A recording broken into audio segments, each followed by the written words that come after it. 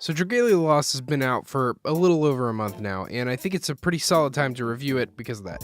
The game will continue to grow and change, and I'll probably revisit it at some point, but I want to cover the game in its current state now that it's had a little bit of a chance to breathe. These games are not, one and done experiences. They try and go on forever. So before we get into all that, I want to set a bit of context with a recent story. In August, Shigeru Miyamoto offered some advice and criticism to the games industry at the Computer Entertainment Developers Conference. He said, quote, "We're lucky to have such a giant market, so our thinking is if we can deliver games at reasonable prices to as many people as possible, we'll see big profits. I can't say that our fixed cost model has really been a success, but we're going to continue pushing it forward until it becomes entrenched. That way, everyone can develop games in a comfortable environment. By focusing on bringing games to the widest range of people possible, we can continue boosting our mobile game business." So naturally, a month later, they launched Dragalia Lost, possibly the most aggressively expensive mobile game that Nintendo's been involved with. Dragalia Lost is the first original IP created for mobile devices by Nintendo. It's an MMORPG along the same vein of something like Fantasy Star, where you join small groups of people in an instance and on stages rather than an interconnected world. Aside from that, there is a full story mode and many events and side quests you can participate in on your own. All of these modes are essentially the same, with small tweaks to the enemy types and the stage hazards littered throughout. Everything your characters do in this world is controlled by the touchscreen, which, it's a little bit wacky, but I think it comes off pretty well, all things considered. Being able to control the game completely with one hand is cool. You'll be able to slide your finger to move, you can swipe quickly to dodge, you can do light combo attacks by tapping the screen, and you've got a handful of special skills to use infrequently by tapping different parts of the screen that kind of exist on the borders, like World of Warcraft or something. Every level consists of fighting a few waves of enemies with a boss at the end of every level. These boss battles are where the game shines most, in my opinion, requiring you to really strategize and think out your approach to fighting them. The gameplay is pretty interesting for a mobile game. There are a slew of different characters and teams to experiment with, and you'll naturally become attached to some of their playstyles or personalities, and it's fun to kind of match up all of these different characters and, see which ones catch your eye and which ones you want to form a team. Every stage is sort of different in response to different elements that your players will hold, so you'll want to build teams around certain elements, and all the normal RPG archetypes are here as far as the characters go. There's samurai, swordsmen, dagger boys, healers, mages, axe boys, all sporting their own stats and, like I said, the elemental affiliation. Once you get out of the level, you're awarded some resources that you can use for the game's economy, and that's where the rest of the game is. You'll spend a ton of time doing things like upgrading your castle, weapons, and characters slowly but surely. And like every freemium, let's see how much money we can squeeze out of your game, resources get tighter the further you go, making you more likely to pay for stamina or play the game more in general or start buying loot boxes. And like most of these games, Dragalia Lost is pretty fun until these walls start to cave in on you. To keep challenging better levels, you'll want to eventually acquire stronger characters and stronger worm prints and dragons, and that's where the centerpiece of this money machine lives. You see, Dragalia Lost is a gotcha game, as in, gotcha, now you can't afford to pay your rent because you were trying to pull a focus hero.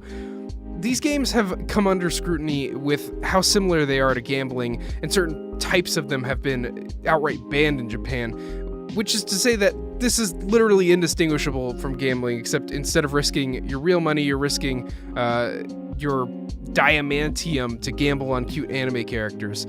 The dissociative element of using in-game currency is a key component used in all of these games to get you to spend more than you normally would if you understood that you were spending a certain dollar amount, which, by the way, if you want to do a tenfold summon, which is, kind of the game's normal summoning mechanism, you would need to spend $32 for just one of those. $32 for a 0.56% chance to summon the dragon that you're currently trying to get from the banner of sorts, the one that they're promoting. And you can earn a handful of these summons per month, but you'll actually, if you want to pull that particular dragon, that's going to take a lot of summoning.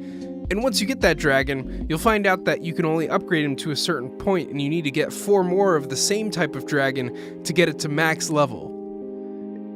that's just it.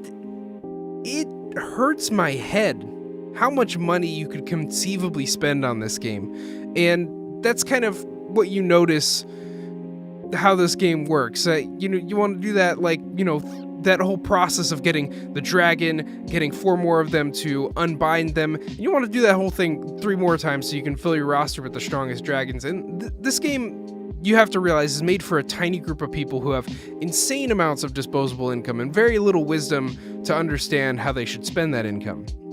And though the game is really polished and fun, seriously, there is an awesome game buried under all of this. You'll reach a point in the game where you hit limits on what you can do because the game wants you to spend all of your money on it.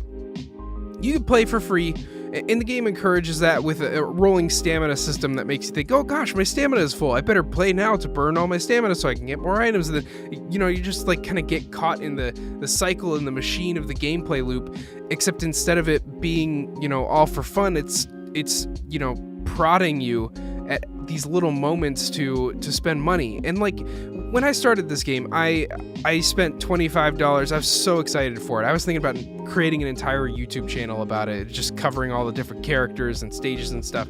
And I was thinking okay, I love this game. I'm having a ton of fun with it. Let me just buy the $25 pack.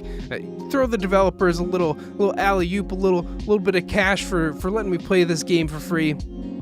And just the further you get to these weird little places where you're so close to upgrading the building that you need to manufacture the next weapons, or there's that focus character, that focus dragon that you really want to get your hands on, but there's only a couple days left and then it's gonna be gone, and then it's gonna be even harder to get because it's not in focus or whatever. And so I've just spent more than I needed to at these little points. There's even weekly packs that you can buy. They expect you to not only pay for a $9.99 it's like a World of Warcraft subscription gone wild. $9.99 is one of them. I think another one is $7, and they want you to ideally buy both of those every week. And it just I don't understand how you can charge this much for a video game. I don't. And I know the point is that only a small percentage of the people that are playing it are going to buy it, but goodness, just give us regular people who don't want to gamble and don't want to deal with that whole just getting hit in the head until you want to gamble more. Give us a subscription model option. I don't know, that's what Miyamoto was trying to say. Fair prices for the consumer. But I guess, he only runs part of Nintendo and not the whole thing. So basically here we have another mobile game that doesn't respect your time, doesn't respect your money, which would possibly be forgivable if this was the most amazing game ever, but I've reached my bottom with it.